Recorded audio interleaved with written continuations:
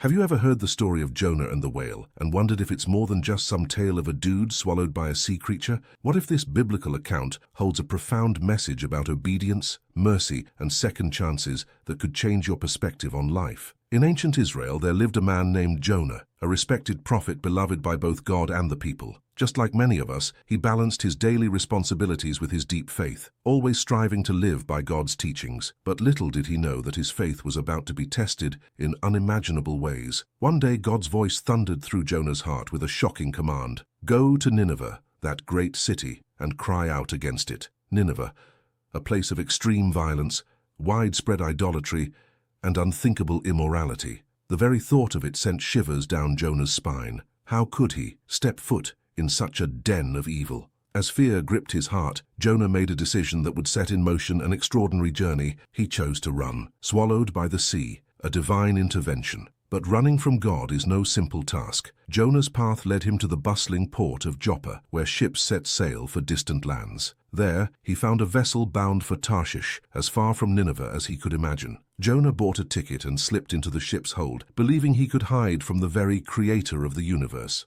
As the ship cut through the waves, Jonah might have thought he'd escaped his divine mission, but the Lord had other plans. Suddenly, a furious wind whipped up the sea, churning the waters into a frenzy. The storm raged with such intensity that even the seasoned sailors feared for their lives. They cried out to their gods, desperately tossing cargo overboard to lighten the ship's load. Yet where was Jonah during this chaos? Asleep in the depths of the ship, oblivious to the tempest above. The captain, frantic and bewildered, discovered him and exclaimed, "How can you sleep at a time like this? Get up and pray to your God. Maybe he will have mercy on us and spare our lives." Little did the captain know that Jonah's God was the very source of their predicament. As the crew drew lots to determine who had brought this calamity upon them, fate pointed squarely at Jonah. His heart pounded as he faced the wrath of the storm, knowing his disobedience had brought this upon them. Cornered and confronted, he could no longer hide the truth. "I worship Jehovah, the God of heaven, who made the earth and sea," Jonah confessed. The weight of his disobedience crashed upon him like the waves against the ship. He knew there was only one way to calm the storm. He had to face the consequences of his actions. With a mix of fear and resignation, Jonah told the crew, "Throw me into the sea and it will become calm.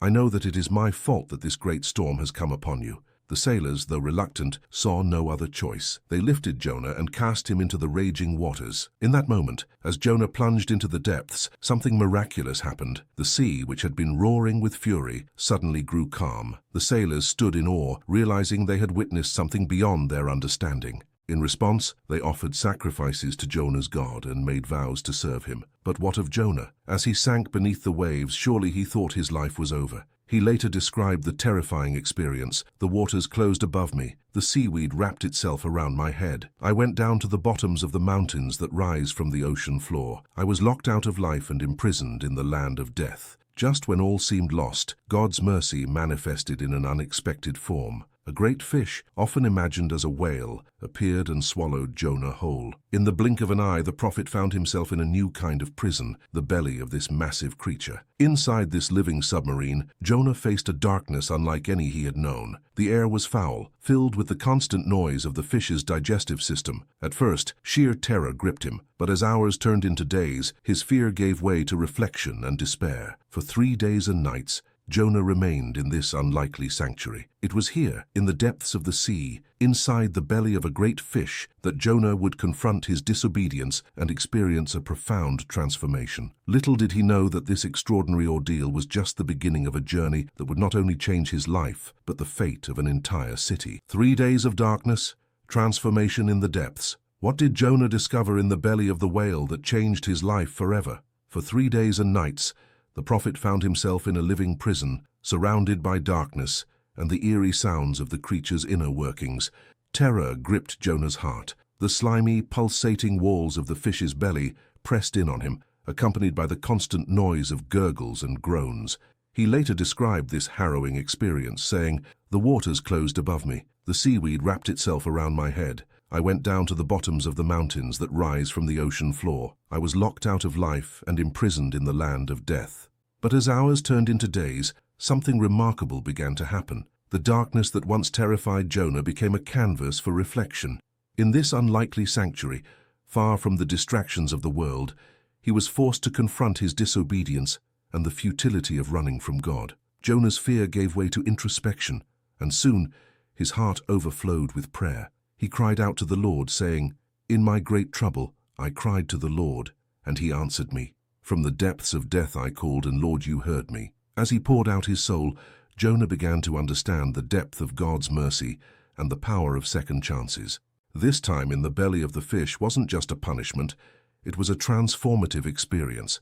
Like a seed buried in the earth, Jonah was undergoing a profound change. The old Jonah, the one who ran from God's call, was dying. In his place, a new prophet was being born, one who would fulfill his divine mission with renewed purpose and understanding. The symbolism of Jonah's ordeal runs deep, foreshadowing an even greater story to come. Centuries later, Jesus himself would draw a parallel to this extraordinary event, saying, "For just as Jonah was 3 days and 3 nights in the belly of the great sea creature, so will the Son of Man be 3 days and 3 nights in the heart of the earth." Just as Jonah's time in the fish preceded his emergence as a changed man, ready to fulfill God's will, so too would Jesus' death and resurrection mark a new beginning for humanity. Both stories speak to the transformative power of darkness and the promise of rebirth that follows. As the third day dawned, a sense of peace settled over Jonah. He had wrestled with his fears, confronted his shortcomings, and emerged with a renewed spirit. In this moment of clarity, he made a solemn vow: "I will surely fulfill my promises, for my deliverance comes from the Lord alone." Stay with us to discover how Jonah's journey inside the whale transformed his life. Obeying God's command, the great fish began to heave. Jonah, inside the belly, could feel the convulsions. Jonah braced himself for what was to come. He was about to step into the light, reborn and ready to face the challenge that had once sent him fleeing. The story of Jonah's 3 days in darkness reminds us that sometimes it's in our darkest moments that we find our true purpose. It teaches us that no matter how far we run, we can never outrun God's plan for our lives. And most importantly, it shows us that even in the belly of our deepest fears, hope and transformation can take root. Nineveh's redemption, the power of second chances. Imagine being in Jonah's shoes, feeling the weight of disobedience and the fear of the unknown. The bustling city loomed before him, a stark contrast to the peaceful solitude he had experienced in the belly of the great fish. Little did he know that his words would ignite a transformation that would echo through the ages. With trembling lips, Jonah began his proclamation: 40 days from now, Nineveh will be destroyed. His voice, though hesitant, carried the weight of divine authority. The message was simple, yet it pierced the hearts of the Ninevites like a double-edged sword. What happened next was nothing short of miraculous. The people of Nineveh, from the lowliest servant to the mighty king, responded with a fervor that took Jonah by surprise. The streets, once filled with the sounds of revelry and sin, now echoed with cries of repentance. The king, hearing Jonah's warning, cast aside his royal robes and donned sackcloth, a garment of mourning. He issued a decree that would change the course of Nineveh's destiny. No one, not even the animals, should eat or drink anything. Everyone must wear sackcloth and urgently call on God, turning from their evil ways and violence. The city transformed before Jonah's eyes. Where once stood proud monuments to false gods, now knelt people crying out to the one true God. The air, once thick with the stench of corruption, now carried the fragrance of sincere prayers. As the days passed, a question lingered in the air. Would God show mercy to this wicked city? The answer came as a shock to Jonah. When God saw that they had put a stop to their evil ways, he abandoned his plan to destroy them and didn't carry it through. But instead of rejoicing, Jonah found himself consumed by anger. How could God spare the very people he had sent Jonah to condemn? In his frustration, Jonah cried out, "Please kill me, Lord.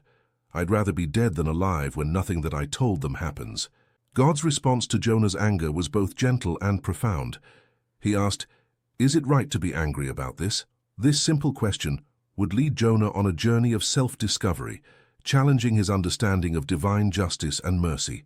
As Jonah struggled with his emotions, God prepared one final lesson. He provided a plant to shade Jonah from the scorching sun, only to take it away the next day. When Jonah mourned the loss of the plant, God posed another question: is it right for you to be angry because the plant died?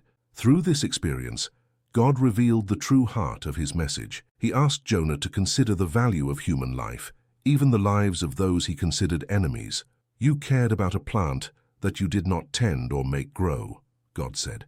Should I not care about Nineveh, a great city with more than 120,000 people who cannot tell their right hand from their left, and many animals as well? In this moment, Jonah faced a profound truth.